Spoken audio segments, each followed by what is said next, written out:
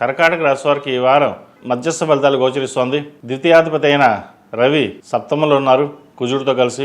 అదేవిధంగా తృతీయాధిపతి వ్యయాధిపతి అయిన బుధుడు అష్టమంలో, చతుర్థ లాభాధిపతి అయిన శుక్రుడు అష్టమంలో ఉన్నారు.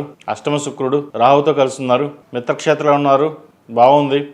అయితే ఆరోగ్యరీత్యా, ప్రయాణాల రీత్యా కొన్ని జాగ్రత్తలు తీసుకోవాలి. తల్లిదండ్రులకు సంబంధించిన ఆరోగ్య విషయంలో కొన్ని జాగ్రత్తలు తీసుకోవాలి. ఏదైనా ఒక నిర్ణయానికి వస్తే అది 1-10 సార్లు అవునా కాదా ఆలోచించి నిర్ణయాలు తీసుకోవడం. అదేవిధంగా మీ యొక్క ఆరోగ్య విషయంలో కూడా కొన్ని జాగ్రత్తలు తీసుకోవడం చెప్పదగిన సూచన. షష్టమాధిపతి భాగ్యాధిపతి అయిన గురువు వ్యయంలో ఉన్నారు. వ్యయంలో బలంగానే ఉన్నారు. అయితే ఖర్చుల మటుకు అదుపులో ఉండవు. భూ సంబంధించిన విషయవహారాలు కాస్త ఇబ్బంది పెడుతుంది.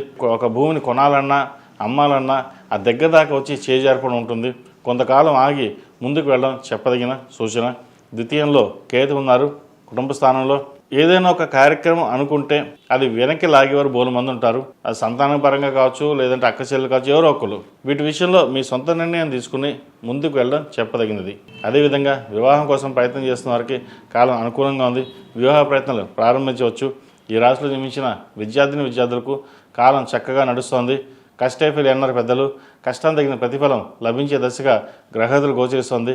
కష్టపడి చదవండి, మంచి ఫలితాలు సంపాదించగలుగుతాయి. అదేవిధంగా విదేశాలకు సంబంధించిన విషయవహారాలు కొంచెం ఇబ్బంది పెట్టే విధంగా గోచరిస్తోంది. వీసా చేయదాకా వచ్చి చేజారిపోయే అవకాశాలు కూడా లేకపోలేదు. వాటి విషయంలో జాగ్రత్త వహించాలి. ఈ రాశిలో మించిన స్త్రీలకు వృత్తి ఉద్యోగాల పరంగా, వ్యాపార పరంగా గడిచిన వారం కంటే కూడా ఈ వారం చాలా అనుకూలంగా ఉందని చెప్పచ్చు. కష్టానికి ప్రతిఫలం లభిస్తుంది. నూతన వ్యాపారాలు ప్రారంభించగలుగుతారు. అదేవిధంగా 10 మందిలోనూ ఒక గుర్తింపు తెచ్చుకోవడం కోసం చేసే ప్రయత్నాలు ఏవైతే ఉన్నాయో అవి ఫలిస్తాయి. అయితే ఒక్కొక్కసారి అత్యుత్సాహంతో అన్నీ మనకేం తెలిసినే కొన్ని విషయాల్లో పొరపాటు పడడం, వెనకడుగు వేయడం కూడా ఉంటుంది. ఏదైనా సరే ఒక వెనకడుగు వేసే ముందు అన్ని క్షుణ్ణంగా పరిశీలించుకుని ముందుకు వెళ్ళడం చెప్పదగింది. లేకపోతే వృత్తిపరంగా కొంత ఇబ్బందులు ఉండే అవకాశం గోచరిస్తోంది. ఖర్చులు అదుపులో ఉంచుకోవాలి. ఏదైనా సరే అవసరాన్ని మించి ఖర్చు పెట్టుకోవడం అనేది చెప్పదగింది. భూ సంబంధించిన విషయవహారాలు సానుకూలంగా ఉంటుంది. రియల్ ఎస్టేట్ రంగంలో ఉన్న వారికి, కాస్మెటిక్స్, బ్యూటీషియన్స్, వైద్య వారికి అనుకూలంగా ఉంటుంది. సినీ కళారంగాల వారికి కొంత ఇబ్బందికరమైన వాతావరణం ఉంటుందని చెప్పవచ్చు. ఈ రాశివారు ప్రతిరోజు ప్రతినిత్యం దక్షిణామూర్తి స్తోత్రాన్ని పఠించడం చెప్పదగినది.